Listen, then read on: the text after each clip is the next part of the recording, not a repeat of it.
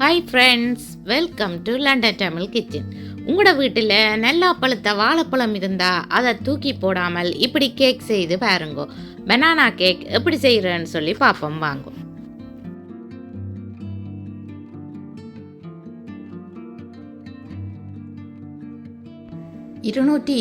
Gram self raising flour, 100 gram custard sugar, 2 egg, medium அல்லது large size என்றா 2 egg, சின்ன எக்குன்னு சொல்லி சொன்னால் நீங்கள் 3 எக் எடுக்கணும். 100 மில்லிலிட்டர் ஆயில், ஃப்ளேவர் இல்லாத ஆயிலாக எடுக்கணும். 3 நல்லா பழுத்த வாழைப்பழம், 100 கிராம் சாக்லேட் சங்க்ஸ் அல்லது chocolate chips, 1/4 teaspoon baking powder, 1/4 teaspoon bicarbonate soda, 1 teaspoon vanilla. வச்சிருக்கிற மாவுக்குள்ள 1/4 டீஸ்பூன் உப்பு போடுறேன், 1/4 teaspoon baking powder, 1/4 teaspoon bicarbonate soda அதாவது அப்பச்சோடா, எல்லாத்தையும் சேர்த்து மிக்ஸ் பண்ணி விடணும். மிக்சிங் பவுலுக்குள்ள பனானாவை உரிச்சு போடுறேன். வாழைப்பழத்தை நல்லா மசிச்சு எடுக்கணும் அல்லது கிரைண்டரில் நல்லா அரைச்செடுக்கணும். சீனியையும் போட்டு மேஷ் பண்ணி எடுக்கிறேன்.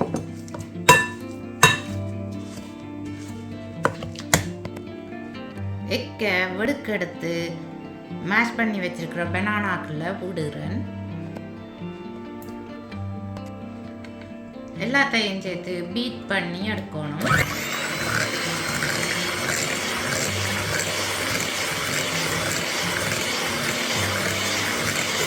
பண்ணி எடுத்த பிறகு 1 டீஸ்பூன் வெனிலா விடுறேன்.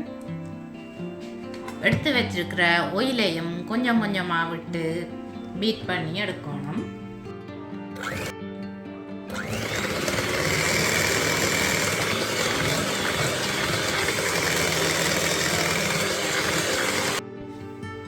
ஆயில் செப்பரேட்டாக தெரியாத மாதிரி நல்லா பீட் பண்ணி எடுக்கணும்.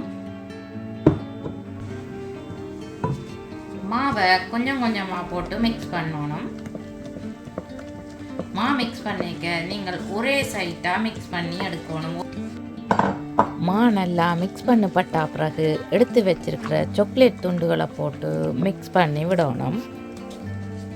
நீங்கள் விரும்பினா மாவோட சேர்த்து 2 டேபிள் ஸ்பூன் கொக்கோ பவுடரும் போடலாம்.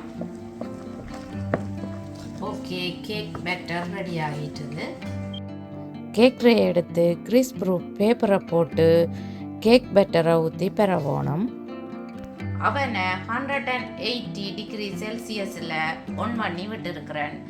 மேலையும் கீழையும் ஹீட் வரக்கூடிய மாதிரியான செட்டிங்கில் விட்டுருக்கிறேன். அவனை 10 மினிட்ஸ் ப்ரீஹீட் பண்ண விட்டுருக்கிறேன். கேக்கை 40 to 50 மினிட்ஸ் பேக் பண்ண விடணும். பாட்டம் ரேக்கில் தான் கேக் வச்சிருக்கிறேன். 40 மினிட்ஸ் ஆச்சுது. செக் பண்ணி பார்க்குறேன் கேக் பேக் பண்ணப்பட்டுட்டு வாண்டு. நைஃப் க்ளீனாக வந்திருக்குது. கேக் பேக் பண்ணப்பட்டுட்டுது. கேக் பேக் பண்ணப்பட்டா உடனே நாங்கள் அவனுக்குள்ள இருந்து எடுத்துடணும். அப்படியே விட்டோம்னு சொல்லி சொன்னால் கேக் ஹாட்டாக வந்துடும், சாஃப்ட்னஸ் குறைஞ்சிடும். கேக் எப்படி வந்திருக்குதுன்னு பார்த்தீங்களா? கேக்கை ஆற விடணும். ஆற விட்ட பிறகுதான் பீசஸாக கட் பண்ணி எடுக்கணும். கேக் சூடாயிரு கேக்கை பீசஸாக கட் பண்ணினீங்களன்னு சொல்லி சொன்னால் பீசஸ் க்ளீனாக வெட்டுப்பட்டு வராது, பிஞ்சு பிஞ்சு வர்ற மாதிரி வரும். கேக் ஆறிட்டுது. இப்போ நான் பீசஸாக கட் பண்ணி எடுக்கிறேன். பனானா கேக் எப்படி வந்திருக்குன்னு பார்த்தீங்களா? நல்ல சாஃப்டாக வந்திருக்குது. எப்படி அமர்படுதுன்னு பாருங்க.